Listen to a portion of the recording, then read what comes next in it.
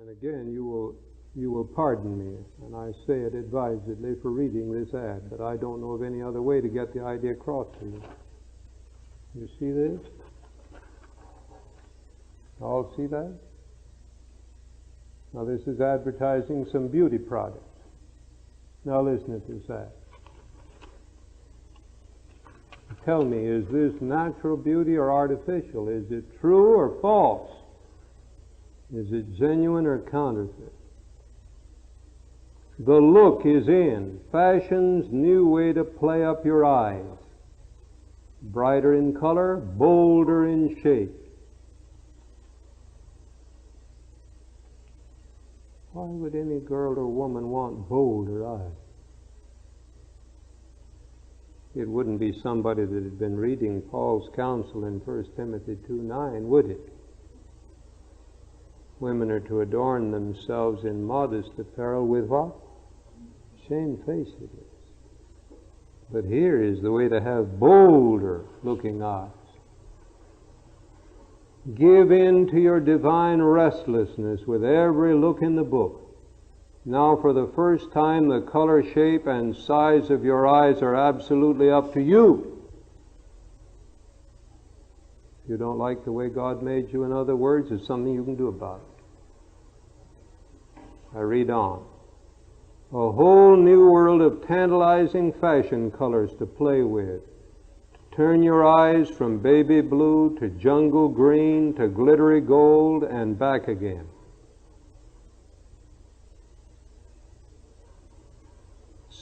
Scads of devastating new ideas to shape your eyes to your fancy.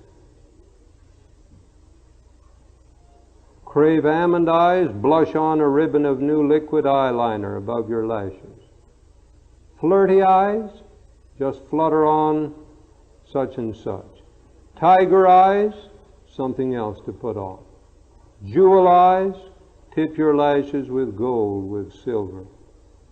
Is the wizard of fashion your entree to excitement. Now, if you're a daughter of Zion, are you going to go get that? No, you say, Brother Frazee, that's going too far.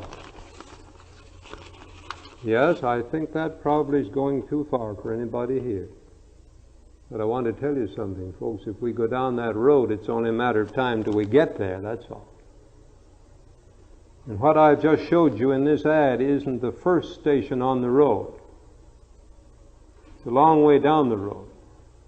But there are stations a lot closer. Now I want to ask you something. You're training to be medical missionary workers. Here you're a Bible worker. You're trying to help somebody get away from the fashions and customs of the world. You've got to deal tenderly with them and carefully.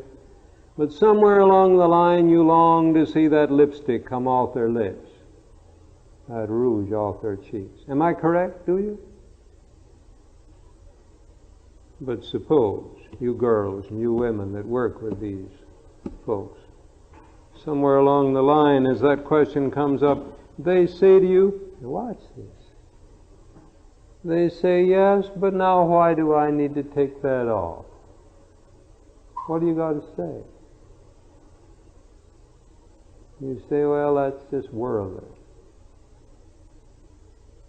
And you may say after you've heard this lesson this afternoon, yes, but that's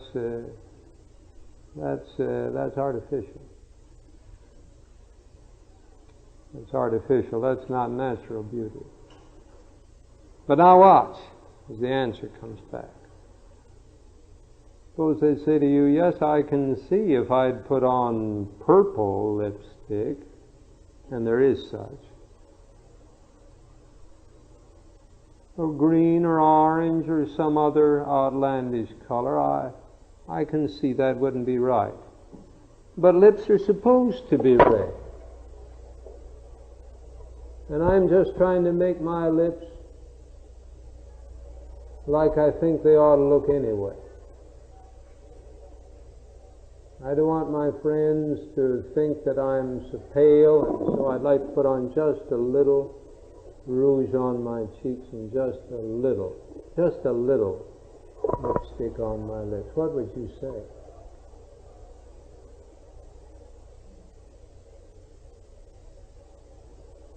Think that over. You may want to discuss it in the discussion group. Don't be too quick or too glib with your answers.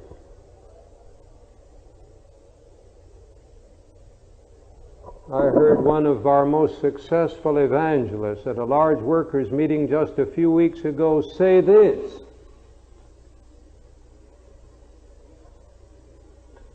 He said, we need, if we're going to help young people, to quit sending deaconesses out to work with a backslidden young person that tries to get the paint off of her face and she's got her hair dyed.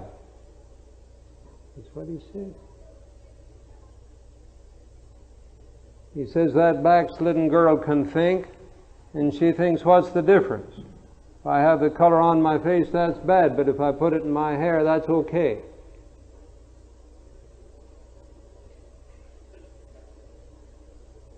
Now, this isn't something I said. I'm quoting one of our most successful evangelists. That's a problem that he raised.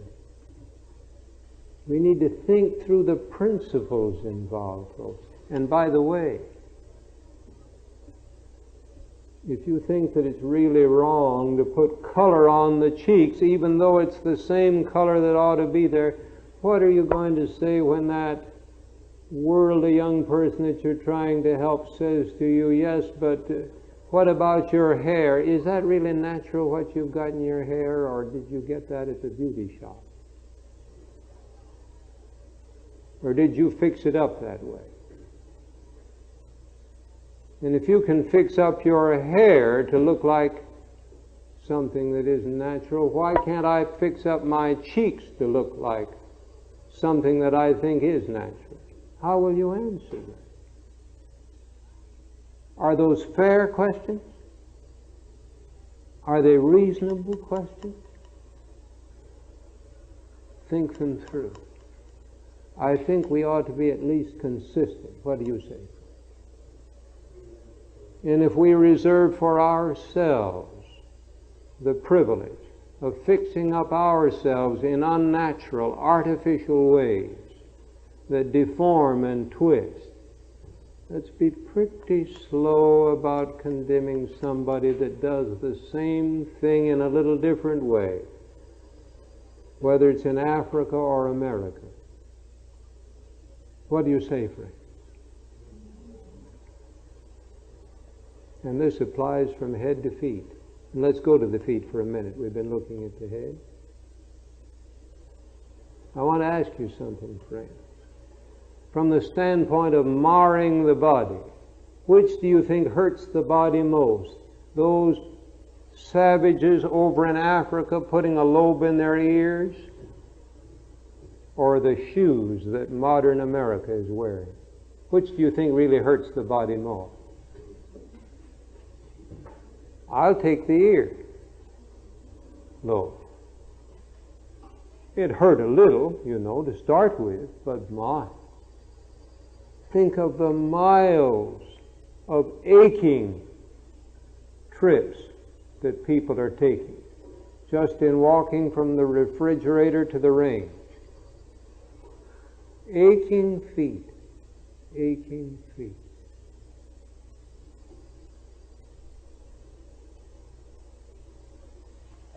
A number of years ago, the General Conference put out a little pamphlet called Standards of Christian Living. Among the recommendations was this: as a matter of health as well as of beauty and utility, low-heeled shoes should be worn. High heels, by throwing the body off balance, cause strain which often result in serious physical disorders, while it takes a distorted sense of beauty to find any grace either in the shoe or in the posture and walk of the wearer. Page 15 and 16 of the pamphlet by the General Conference Committee entitled Standards of Christian Living.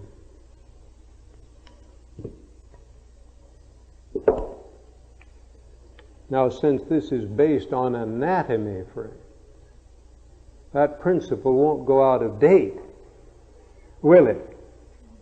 No. But you know, somebody says, oh, I know, and I wouldn't wear it. I know. You remember what Sister White wrote there in Volume 1 about people that wouldn't wear hoops? That is, they wouldn't wear big hoops. They wore little hoops. And then somebody saw the ones that wore the little hoops, and they said if it's all right for them to wear hoops, why, I can wear hoops, and so they wore them a little bigger, and so on. You remember? Shall I tell you something interesting? Dr. Harding, one of the professors at our Loma Linda Medical College, has brought out some very interesting evidence that what are called medium-sized heels are actually more damaging to the body in some ways than the high heel. Do you know why? Well, you look at it and you see it's very simple. As the heel is raised, it tends to throw you out of line. If you get a high enough heel, you have to get back to keep from falling over on your face. See? And so the medium heel is not high enough to throw you clear over on your face, and not high enough to make you tilt back to keep from falling over. And so it throws some parts of the body more out of line than even the highest heels. And the point that I have made is still more important when you remember that there are some people that use the very high heels only for occasions when they're really not walking very much. But they use what they call the medium heels for their more extensive walking.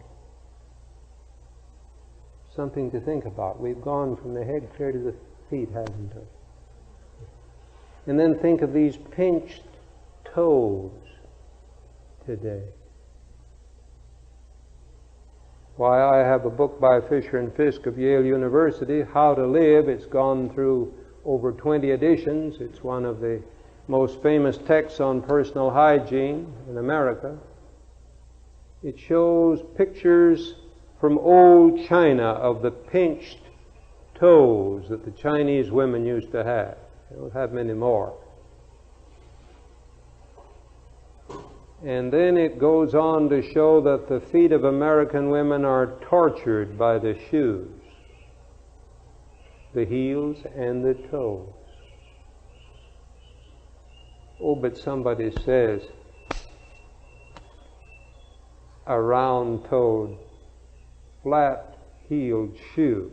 Oh, that doesn't look nice. Doesn't look nice. It brings us back to the question that we posed in our first lesson: what is beauty? And who will decide what is beauty? Beauty of hair? Beauty of eyes? Beauty of posture? Is there a verse in the Bible about beautiful feet even? Where is it? Oh, yes. The 52nd chapter of Isaiah. Ah, and I want you to think about it, friends. Isaiah 52:7. How beautiful upon the mountains are the feet of him that bringeth good tidings, that publisheth peace. And I submit to you that feet that travel the mountains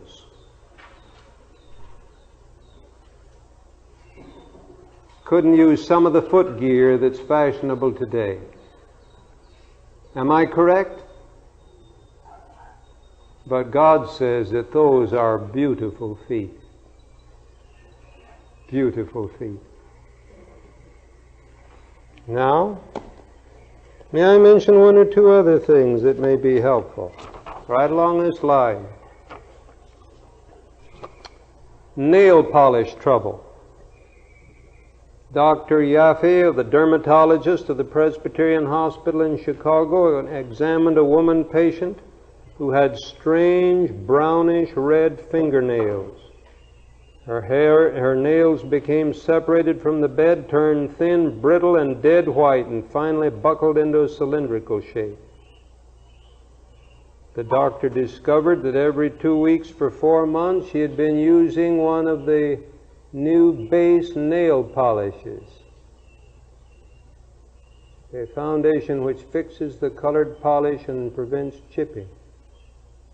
And then Dr. Yaffe and his associates at the University of Illinois College of Medicine began to observe. They found 10 similar cases of nail damage, and they sent out a questionnaire to 234 doctors, and they brought in 128 other returns in the Chicago area. Not all users of these bases are affected, Dr. Yaffe said. Isn't that nice? They don't all get hurt that way. After 4 months, his first patient still has badly discolored and misshapen nails. As Dr. Yaffe puts it, the polish may stay on, but at the same time the nails come off. Now, is that marring the body? But why did they do it? To be beautiful. Poor souls, friends, trying to spend money for beauty. And the answer, God help us, the answer is not to get a harmless nail polish. The answer is to cure the basic quest, isn't it? That's the thing. Take another one.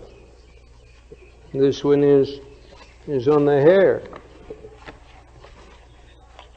Here's an article in the medicine section of Newsweek, April 23, 1962. That's not very long ago. The heading is, "Are Hairsprays Safe?" Why do people use hairspray? Well, to be beautiful, according to the accepted standards. If we were in Africa, we wouldn't use that. We'd use what that woman used to fix her hair up. But here they use these hairsprays. Hairsprays safe. Hairsprays, this article says, which have become nearly as indispensable to well-groomed women as bobby pins, coat the hair with a thin layer of resin designed to make permanence more permanent.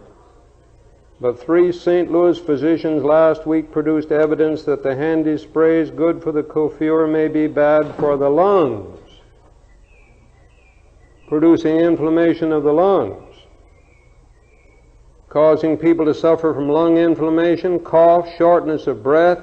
In nearly all the cases, the inflammation disappeared when the women stopped using hairspray, Dr. Bergman said. Isn't that strange?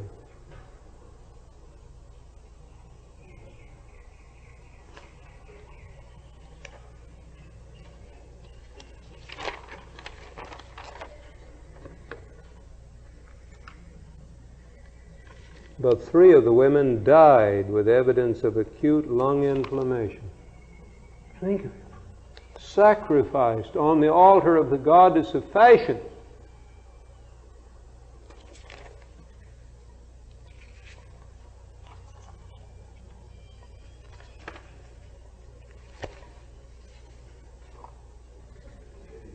Well, I could go on with other evidence on these various modern hair treatments. Do you remember what the 3rd chapter of Isaiah is about? The last few verses? It's about the daughters of Zion in the last days that have thought about dress and display. That's right, sister. It talks about well-set hair there. Did you ever read that in Isaiah 3? Take a look at it right now. And then I want to call your attention to something else it says is going to happen as the result. And then I'm going to read you something here from a medical report.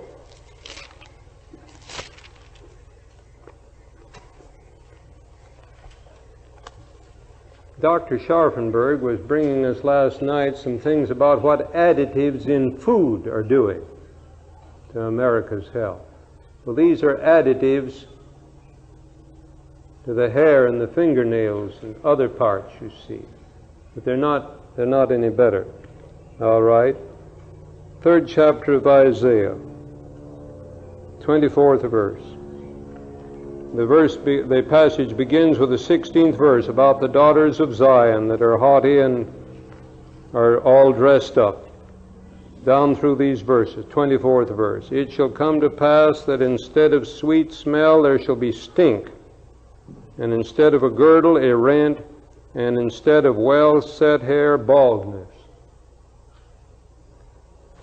Did you know where well-set hair came from? It didn't start out, friends, with Paris or New York. I have an interesting statement here from the Review and Herald that the Egyptians were the first ones to practice it.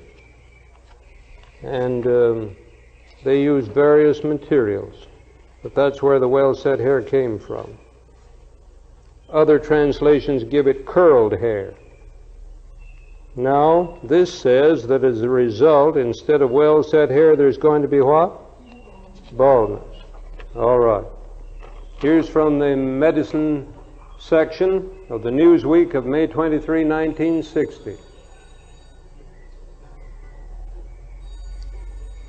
Succeeding generations of women are losing their crowning glory at a disturbing rate. It is a startling fact that 15 to 20% of all females past adolescence and many still in their teens are afflicted either by partial hair thinning or early baldness. Dr. Lubo wrote. The major causes, here are the causes, the doctor says. First, improper use of home permanent preparations. 2, cheap hair dyes. 3, excessive use of strong lacquers and hairsprays to set unruly locks. The word set is interesting. Do you see it there in your Bible? Well set hair. 4, ponytail hairdos which put traction on the roots. 5, pressure from pin curlers left on overnight. All right. So somebody says, I know so-and-so that's used such and such all their lives and they're not bald. Yes, and I know so-and-so that's used tobacco all his life and he's 80 years old and not dead yet, too. QED.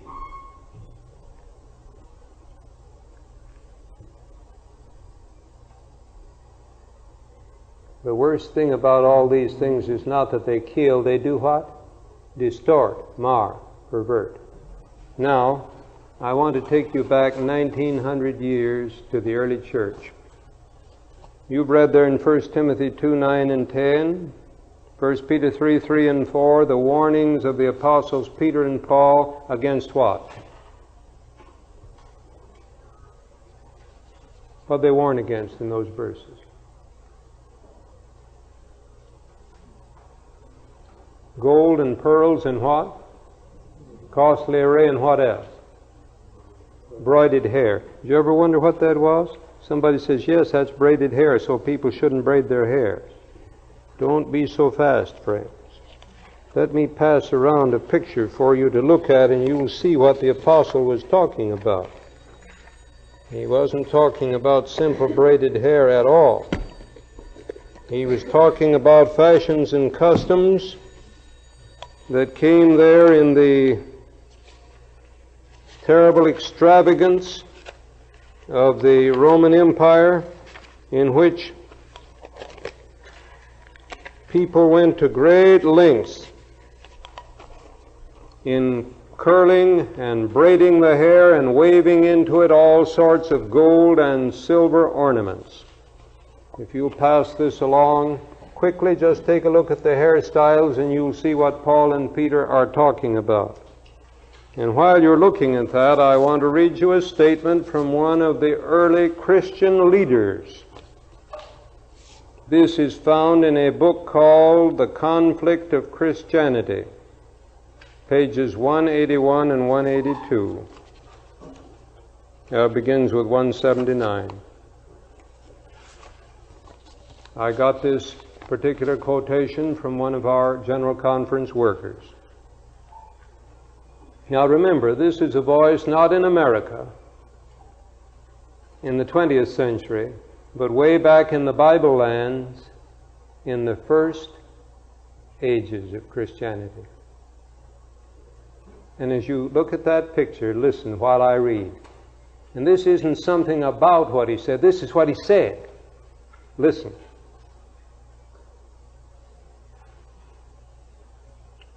The Lord has said,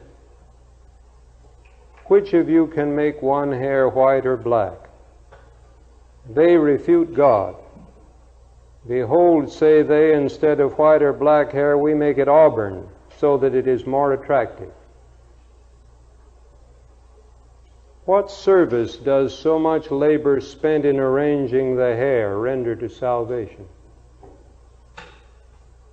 Why is no rest allowed to your hair, which must be bound, now loosed, now raised up, now pressed flat? Some are anxious to force their hair into curls. Others, with seeming yet not commendable simplicity, to let it fall loose and fly. Nay, rather banish from your free head all this slavery of ornamentation. In that day of Christian exaltation, I shall see whether you will rise with your white and red and yellow pigments, and in all that parade of headgear, whether the angels will carry women thus tricked out to meet Christ in the air. Keep yourselves now from those things which are condemned. Today let God see you such as He will see you then. So you see, friends, this is no new problem. It's an age-old problem. Fashion's like a wheel. It just keeps running round and round. Now, I have spent some time on certain details this afternoon, but I don't want you to think either one of two things. I don't want you to think that because I have omitted certain things that they don't make any difference. Neither do I want you to think that because I have mentioned certain things that they are more important. Not at all. These are merely illustrations. And with just a little thinking and prayer, you can think of a dozen other things that haven't been mentioned at all this afternoon that might be more important than anything that has. What is it we're studying in this class? The beautiful way. Why? Because we want to be like Jesus and make Him happy and get ready to live with Him that beautiful life forever. And because down here in this world we want to cheer Him by showing that we appreciate His way, His beautiful way. We're worshiping Him that made us. And instead of telling Him we don't like the way He made us, we're going to say, Lord, I'm sorry for any deformity that sin and Satan have made, but Lord, I'm going to do the best I can to dress the garden and keep it. And I'm not going around with a spray gun and make pink trees and blue ones and purple ones. I'm not going around with crimping irons and take flowers that are straight and make them curly. Whatever God has made me, I'm going to make it the very best appearance I can. Now in closing, I give you this little text from 1 Corinthians, the 15th chapter. 1 Corinthians 15. And this is the key to several questions that may be in your mind. 1 Corinthians 15:41.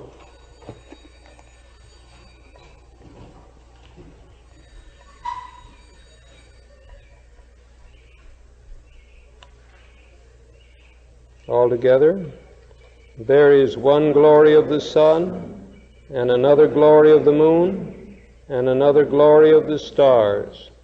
For one star differeth from another star in glory. Is that really true? When God makes His beautiful plan, every star is what? Different. That's the difference between God's stars and man's stars.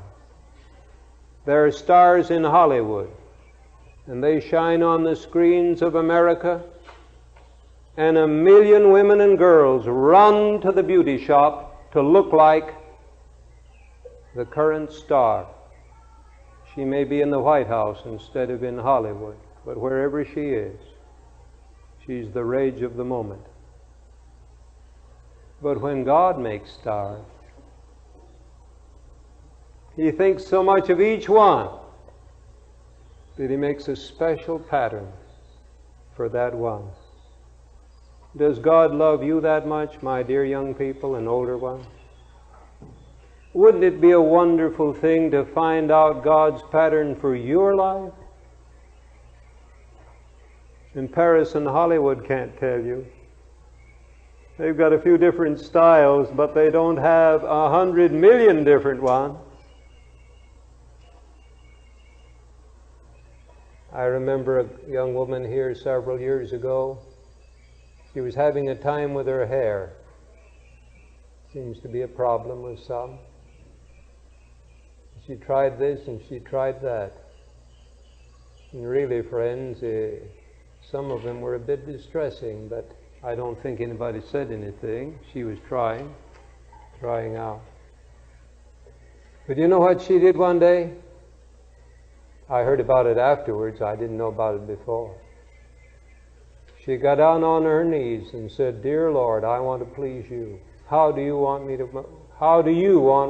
to wear my hair?" You can explain it any way you want to, my dear friends, but the Lord showed her how He wanted her to wear her hair. She just seemed to see it. I don't mean she thought she was a prophet and had a vision. I don't mean that. But I mean the Lord, in the way that He knew how to reach her mind, showed her something. And I just have to tell you, friends, that when she came out with her hair done that way, she looked like a queen. Yes, she did. And that doesn't mean I want somebody to come up afterward and say, "Tell me how she did it so I can do mine that way." Because you might not look good that way at all. My text says, "One star differeth from another star in glory." Thank God they haven't found any way yet to dye blue-white Sirius so it looks like red Antares or Betelgeuse. Every star has its peculiar glory. And in God's great firmament, He wants His stars, His young men and young women and older ones too, to shine each with its own glory, its own beauty. Paris and Hollywood won't help you reach that goal. Jesus will, if you seek Him. Well, I leave it with you all, this study. And may I add what I said the other day regarding other subjects.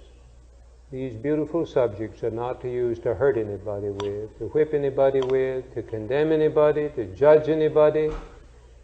They're for you to study personally and ask God to help you to know what He wants you to do, to live the beautiful life and walk the beautiful way. Shall we stand for benediction? Dr. Scharfenberg, will you dismiss us, please? Our Heavenly Father, we thank Thee for this instruction. We thank Thee that we were made in Thy image. And we pray that Thou will help each one of us to keep ourselves that way. Help us to walk the beautiful way for Jesus' sake. Amen. Amen.